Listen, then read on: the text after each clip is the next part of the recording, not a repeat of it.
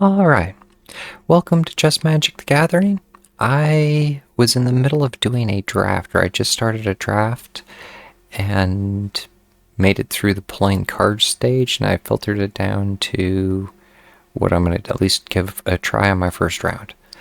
I am wondering about how its balance is. I have 15 lands to 13 creatures and 12 non-creatures with a 2.9 cost. I pulled red-white, and I'm hoping that I don't end up, I guess, like mana strapped, or because as far as expensive cards, I have two of Jenika's Bad Apple Big Sister. When Jenika enters, she creates a 2/2 red mutant creature token. And if I need to, I can go plain cycling. So for two colorless, I can go searching my library for a plains. It gives me a little bit of flexibility in that if I don't have it to begin with, but I'd rather just have my starting mana. Grounded for life, you can cast cheap for 2, you can destroy target tapped creature, or for 5, you can destroy untapped target creature. Or I guess, yeah. East Wind Avatar for 4, I have a Flying Vigilance with Alliance. Whenever another creature you control enters, this creature gets +1/+0 until end of turn. Turtles Forever is my only really card draw in the whole deck. I can search my library for 4 legendaries with different names and show them to my opponent. He chooses 2 of them, and I have no real idea how this works in practice because it even says like outside of your game that you reveal his cards. My opponent chooses 2 of them. I put those 2 into my hand and I put the rest into my library. Bot Bashing Time, I only have one of. Once again, I have only one of a lot of these cards. This deals 6 damage to target creature. If it would die, I get to exile it instead. I'm not sure what there really is for reanimation in this set. Rock Sliders is really the only artifact control I have, and it's a creature that when this creature enters, destroy up to 1 target artifact. For 4, I get a 4/3. Raphael and Leo, sibling rivals. Whenever Raph and Leo attack, if it is the first combat phase, untap 1 or 2 target attacking creatures. After this phase, there's an additional combat phase. So depending on how that works, that could be really nice. EPFF Point Squad has Alliance, so whenever another creature I control enters, this creature gets a +1/+1 counter. And I kind of like that being permanent. Null Group Biological Asset. During my turn, this creature has first strike, which I really like the looks of. And whenever this creature attacks, you may discard a card. If you do, draw a card. I'm not really sure if that counts as card draw. It would, I guess. And something like Jenika's Technique, I might end up having to discard if I don't want to kill my own stuff. But for 3, or for 1, if I want to return an unblocked attacker, Jenika deals 2 damage to each creature, which conditional I think could be huge. High Flying Ace is for 3, I get a 2/3, and for 4, I can pump it with target creature without flying gains flying. So depending on how that works out, I could make other flyers, which is handy. Agent Bishop, the Man in Black. At the beginning of combat on your turn, put a +1/+1 counter on each of up to 2 target creatures, which I kind of like the looks of. Dimensional Exile. This is I get to enchant one of my lands and exile target creature an opponent controls until this aura leaves the battlefield. If they have to destroy an enchantment, they can still take care of it. But I don't even really know why they attached it to the land. Equipped creature has double strike. Kind of like looks of that, but it's a little expensive. 2 to bring out and 2 to equip. Or it can be slow. The Mouser attack, I get to choose 1. So I can create a 1/1 colorless robot, or target creature gets +3/+0 and gains first strike until end of turn. I really like the looks of that, and I probably should have pulled another one. Can't remember what I picked over it. Alliance. Whenever another turtle you control enters, Raphael deals 1 damage to target opponent. And it'll be interesting to see if I can like stack those or how that works, because it's a legendary, which means I can't. But if in a pinch I could play two, and I think it would double ding it, because one will have to leave the battlefield and it'll still be on the board when it does it. Or I'm not sure how that works. Might not. Target creature gets +1/+3 and gains flying until end of turn. And then the quintessential katana. Equipped creature gets +1/+1 and has, whenever this creature deals combat damage, untap it and gain 2 life. Whenever a ninja you control enters, you may attach this equipment to it. So for one, I can bring it out, and if I bring out a ninja, for two, it can auto-equip, which I really like the looks of. Once again, some of this is pretty conditional. But I am happy to give it a try and see how it holds up. Robzilla the Mighty. At a certain point, I like the looks of that. Because I have a little bit of control, a little bit of everything. I can play my whole hand. The Frog Butler. So whenever another creature enters,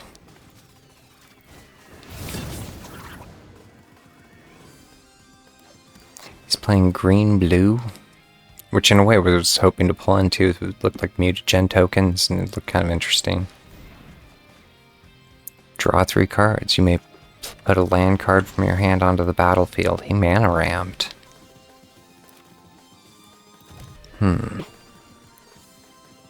At this point, I can do the sneak cost. I don't know. The enchant basic land. In some ways, I don't necessarily know what I'm doing with the sneak, because at this point, I could still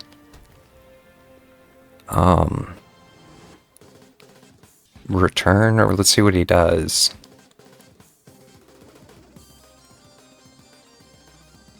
Because I could have used it to basically kill his...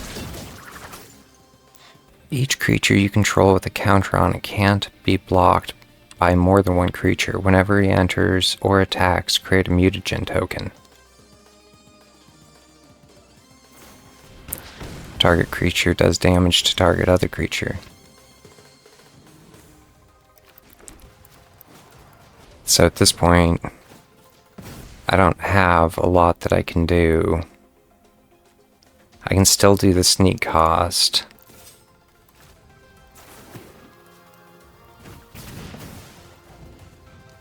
He has the draw on me. And the mana ramp. Create a mutagen token.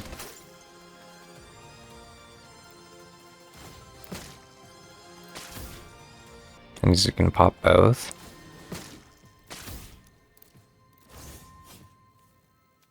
So I can play Raphael at the beginning of combat on your turn. I could actually do the... No, I can't. Boo. As a 1/2, I mean, he's just going to start trampling over me, and there's not much I can do about this.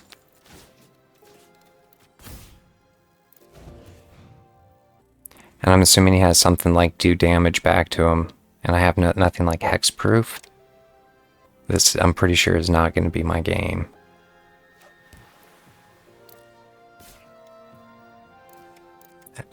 Yeah, I'm not going to take the sacrifice. At a certain point, if he can't control it... what I almost need is... When he enters... Whenever another one enters, let's see what he does. I'm assuming he's going to try and counter it. As a blue, flash, enchant creature. Enchanted creature is a turtle. And it lost its abilities. and can't attack and loses all abilities.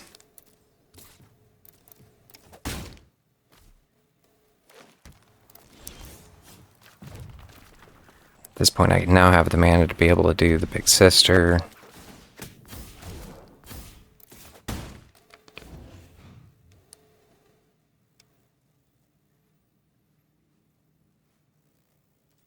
I'm not quite sure what he has planned. Interesting.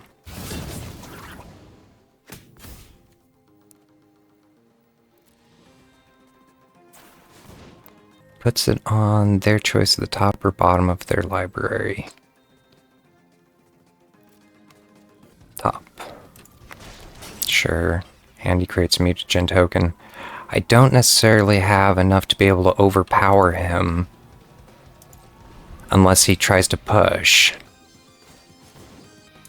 He gets another mutagen token.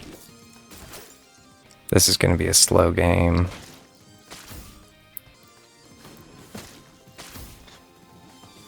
As a 2/5, I really need to be able to start doubling up.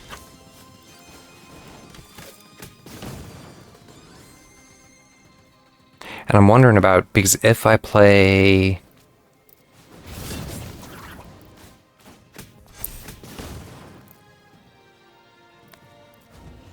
In a way, this is probably very much his game. He doesn't want to push on me because... Flyer, create a mutagen token. And for 2, remove a +1/+1 from a counter. It has card draw built into it.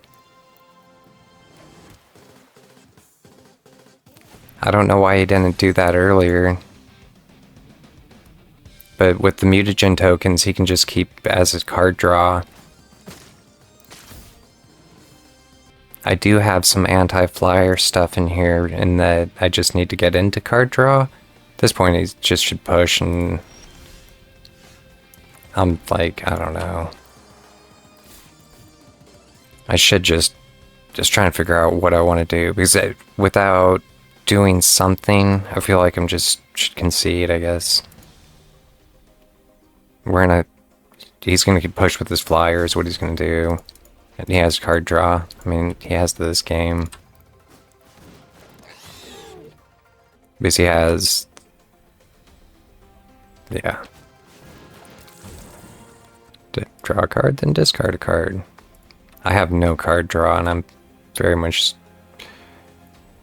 tempted to bail. The one thing that's really keeping me is the 3/4. It's really just whatever I can top deck, and he is making this take forever.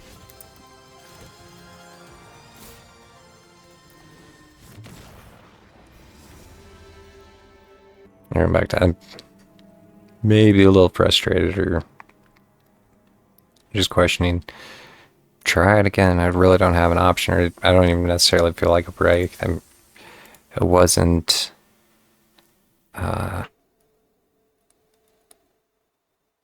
I guess my game.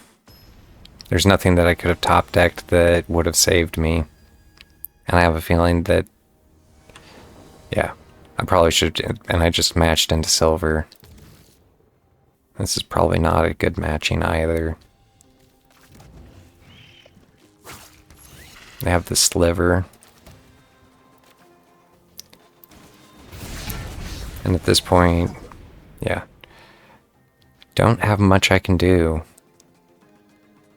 Because this is the same legendary. Mouser. I'd rather save the first strike as a return.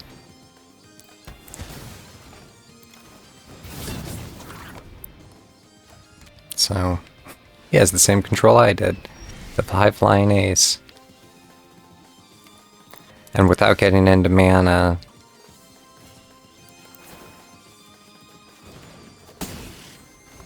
I don't know. Because I need to still get into 2 mana. And as a 2/4... At least as the 4, I can exile it. I don't know. I definitely don't have warm fuzzies about this game either. Mighty Mutants is a 2-1, and he gets a 2-2. Whenever another creature you control enters, put a +1/+1 on target creature. In a way, I lucked out there with being able to top deck yet another mana, but let's see what he does. Killed him for 3. And with the flyer, that's big because he's gonna keep pumping the other one. Interesting. As a 4/4, he'd kill both. I was trying to figure out if I wanted to double defend on that. I'm thinking I do. He's tapped out and can't make it.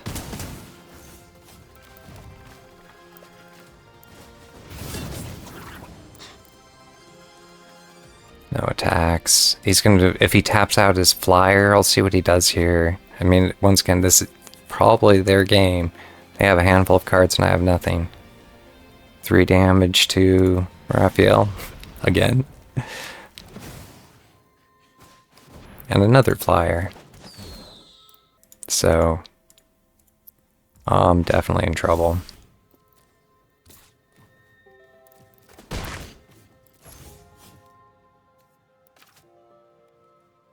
I don't know. Going back, I was just half tempted to concede. This isn't, if I push, I mean, I can't push, and he can just keep hitting me with his flyers. Even like my second turn, he's gonna, I can't do another round. So, whatever. But with that, I am gonna take a break, or I was wondering what I might want to even do to try and shape up my deck. I don't know. I'll have to think about it. Either way, look forward to doing some Magic in the future.